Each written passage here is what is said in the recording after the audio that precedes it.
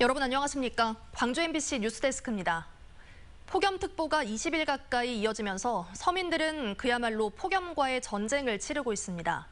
폭염 취약계층을 위한 대책도 나오고 있지만 실효성에 대한 의문이 제기되며 맞춤형 대책이 절실한 상황입니다. 이다현 기자가 취재했습니다. 노동자들이 수천 도에 달하는 불꽃을 튀기며 용접을 하고 있습니다. 뙤약볕에 뜨겁게 달궈진 철판 위를 오가기만 해도 온몸이 땀에 젖어듭니다.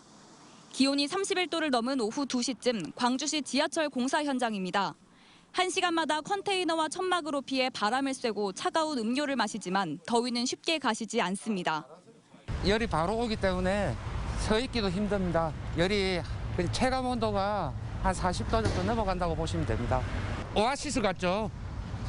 땀 흘리고 잠시 쉬는 이 공간이 굉장히 저희들한테는 편한 공간입니다. 정부는 열사병을 막기 위해 오후 2시부터 3시간 동안 공사를 멈추게 하는 대책을 내놨지만 현장에선 지켜지지 않았습니다. 공사 기한을 맞춰야 하는 부담은 그대로인데 정부의 대책은 강제성이 없는 권고 수준이기 때문입니다. 빨리 시작한다든가 해가지고 작업시간 확보해야 되는데 너무 빨리 시작을 하게 되면 새벽 시간에 또 근처에 주민들의 민원이 더 있습니다. 폭염 대책 사각지대에 놓인 건 쪽방촌 주민도 마찬가지입니다. 30도를 훌쩍 웃도는 폭염을 식혀줄 수 있는 건 고작 선풍기와 부채. 비용 때문에 고장난 에어컨을 고치기가 쉽지 않고 거동마저 불편해 냉방기기가 있는 무더위 쉼터도 갈 수 없습니다. 이렇게 거동이 불편한 사람들을 위해 자치단체에서는 갖가지 대책을 내놓고 있지만 기초생활수급자들에게는 요금이 부담스러운 데다 장애 등급을 요구하는 경우도 있어 실질적인 지원이 되지 않고 있습니다. 한 11시, 10시 이때부터 4시, 5시까지는 확 쪄요. 고기 구워 먹는 것처럼. 미쳐요. 그러니까 그때 문 열어놓고. 늦깎이 장마가 훌쩍 떠나버린 뒤부터 계속 이어지고 있는 폭염. 하루하루를 근근히 버티고 있는 폭염 취약계층에 알맞은 대책이 시급합니다. MBC 뉴스 이다현입니다. 광주에서 이틀 연속 코로나19 확진자가 20명대를 기록하고 있습니다. 광주시 방역당국에 따르면 오늘 오후 6시를 기준으로 광주에서 추가된 확진자는 20명으로 집계됐습니다. 이 가운데는 서구 유흥업소의 종사자와 손님 등 4명이 추가되면서 관련 누적 확진자는 12명으로 늘었습니다. 이외에도 기존 확진자의 접촉자 6명과 해외 유입 3명 등이 추가됐습니다. 광주 전남에서도 델타 변이 바이러스가 우세종으로 자리 잡아가고 있습니다. 광주시에 따르면 지금까지 확인된 변이 바이러스 감염자 60명 가운데 절반에 가까운 29명이 델타 변이였고 나머지 31명은 알파 변이로 나타났습니다. 특히 지난 20일 이후 확인된 변이 바이러스 감염자 12명은 모두 델타형으로 확인됐습니다. 전남에서도 변이 바이러스 감염자 69명 가운데 40명이 델타 변이로 파악됐습니다. 광주의 한 청년 기업이 상표권을 침해한 중견 식품기업과 법적 다툼을 벌이고 있었는데요. 법원이 피고 기업에 대해 해당 상표들을 더 이상 사용해선 안 된다며 지역의 중소식품업체의 손을 들어줬습니다. 보도에 조현성 기자입니다. 아이밀이라는 브랜드로 10년 전부터 유기농 과자류를 판매해오던 광주의 한 청년 기업.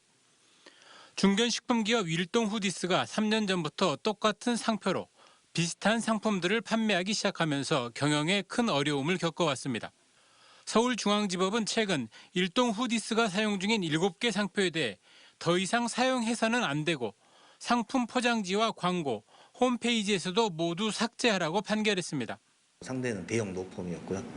그래도 또 재판부에서 그런 부분들을 감안해 주시고 법의 정의를 세워주신 그 부분에 대해서는 다행이라고 생각하고요.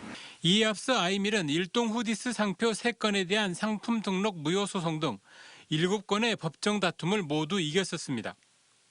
그런데도 일동후디스 측은 그동안 법적 다툼이 진행 중이라는 이유로 해당 상표를 계속 사용해왔고 결국 법원이 상표 무단 침해를 더 이상 하지 말라며 쐐기를 박은 것입니다. 모든 걸 도둑맞은 그런 심정이었거든요. 좋은 사례로 남길 수 있도록 저도 마지막까지 끝까지 최선을 다하도록 하겠습니다. 지난해 10월 광주 MBC 첫 보도 이후 국회 국정감사에서도 성토의 대상이 되었던 아이밀 상표권 분쟁. 아이밀 측은 조만간 일동 후디스를 상대로 손해배상 청구 소송을 제기할 예정입니다. MBC 뉴스 조윤성입니다. 더불어민주당의 대선 주자인 이낙연 전 대표는 서로에게 상처가 될 만한 언동은 하지 않는 것이 대선 승리를 위해 필요하다고 말했습니다. 이 전 대표는 민주당 광주시당에서 열린 기자간담회에서 내년 대선 승리를 위해서는 민주당 지지자들의 이탈이 없어야 한다며 이같이 말했습니다.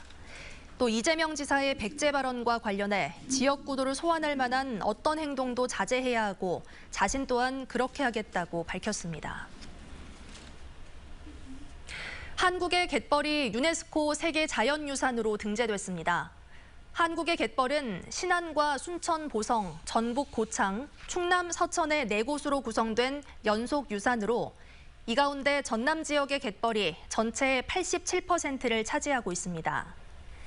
전라남도는 세계 자연유산 등재를 기념하기 위해 문화재청과 각 지자체 등과 협의해 선포식과 전시회 등 다양한 사업을 추진하고 차별화된 활용 사업을 적극 발굴해 세계적인 관광 명소로 육성할 계획입니다.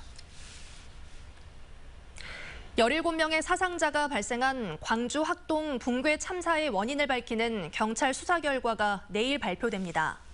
광주경찰청 수사본부는 내일 오전 10시 국립과학수사연구원이 분석한 건물 붕괴 원인과 경위, 책임자들에 대한 중간 수사 결과를 발표합니다. 현재까지 업무상 과실치사상 등의 혐의로 경찰에 입건된 관계자는 23명으로 이 가운데 6명이 구속됐습니다. 차기환 변호사가 방송문화진흥회 이사에 지원한 것을 두고 5월 단체가 비판했습니다. 5.18 기념재단 등 5월 단체는 오늘 성명을 내고 방송문화진흥회 이사에 지원한 차 변호사는 이미 2차례 이사를 연임하면서 5.18 민주화운동 진상규명 논의를 묵살하고 가짜뉴스를 퍼뜨리는 등 공영방송의 독립성을 훼손했었다며 반발했습니다. 또 5월 단체는 차 변호사가 지난 2014년 세월호 특조위 위원으로 활동하면서도 지속적인 방해 활동으로 유가족에게 고발까지 당했다며 방송통신위원회의 올바른 판단을 기대한다고 덧붙였습니다.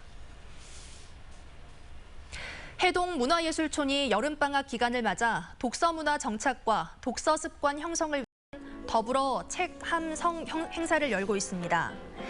초등학교 5, 6학년을 대상으로 오는 29일까지 실시되는 이번 행사에서는 다양한 문화활동과 결합한 독서 활동을 통해 스스로 생각하고 판단할 수 있는 자기주도적 해결력을 키우기 위해 마련됐습니다.